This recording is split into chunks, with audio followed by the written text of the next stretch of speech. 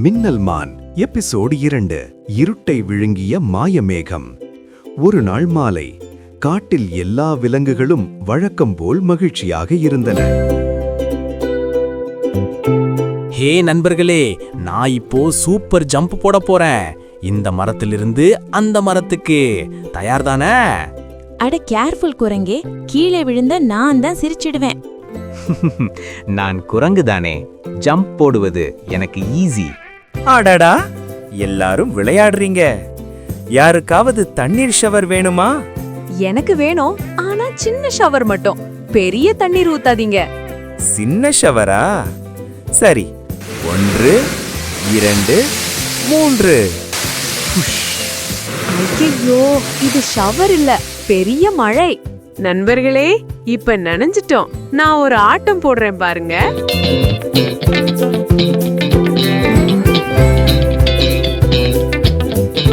Wow, மயிலே, உன் இறகுகள் ரொம்ப அழகா இருக்கு. அட, இது ஃபாரஸ்ட் டான்ஸ் ஷோ போல இருக்கே. நீங்க எல்லாம் ஆடுங்க, நான் இங்கே தேன் சாப்பிட்டு என்ஜாய் பண்ணுறேன். கரடி அண்ணா, எங்களுக்கு கொஞ்சம் தேன் கிடைக்குமா? முதல்ல என் டான்ஸ் பார்க்கணும், அப்புறம் தேன். கரடி டான்ஸா? அது கண்டிப்பா ஃபன்னியா இருக்கும்.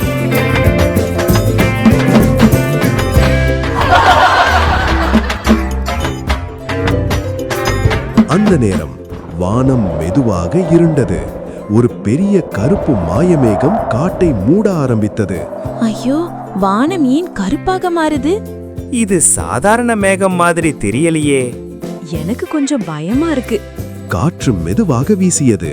ஆனா திடீரென்று வானத்தில் ஒரு கருப்பு மாயமேகம் தோன்றியது. அந்த மேகம் சாதாரண மேகம் இல்ல, அது இருட்டை விழுங்கும் மாயமேகம். அந்த மேகம் வந்த இடம் எல்லாம் மரங்கள் கருமையாக மாறின.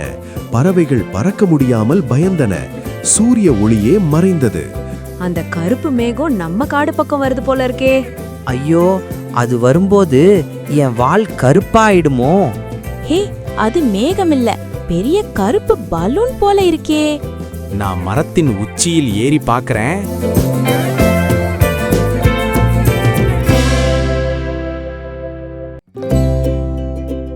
ஓஹோ, மேலையும் அதே மேகம்தான்.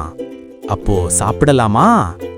அடடா, அது சாப்பிடுறதில்ல, நம்ம சாப்பிட வருது போல. அப்பா அப்பா, எல்லாரும் காமா இருங்க. இது அந்த மாய நரி அனுப்பிய மேகம்.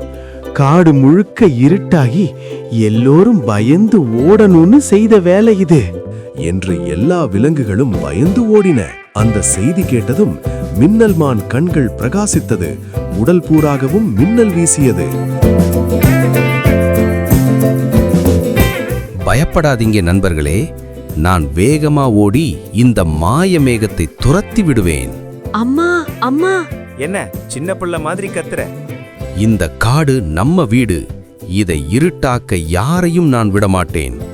ஒரு லைட்னிங் வேகத்தில் போய் இந்த மாய மேகத்தின் ரகசியத்தை கண்டுபிடிக்கிறேன். நான் திரும்பி வரும்போது இந்த காடு மீண்டும் ஒளியால் பிரகாசிக்கும்.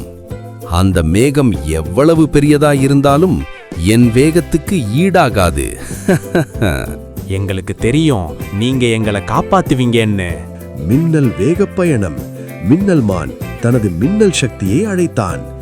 மின்னல் தாயே, எமது காட்டை காப்பாற்ற நீதான் உதவ வேண்டும். அப்போது மான் உடல் முழுவதும் மின்னல் பிரகாசமாக மின்னியது. ஒரே மின்னல் வேகத்தில் மின்னல் மான் வானத்தை நோக்கி பாய்ந்தது.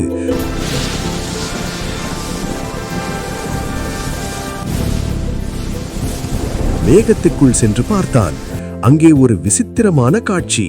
அந்த மாய மேகத்தின் நடுவில் ஒரு கருப்பு மாய கல் இருந்தது.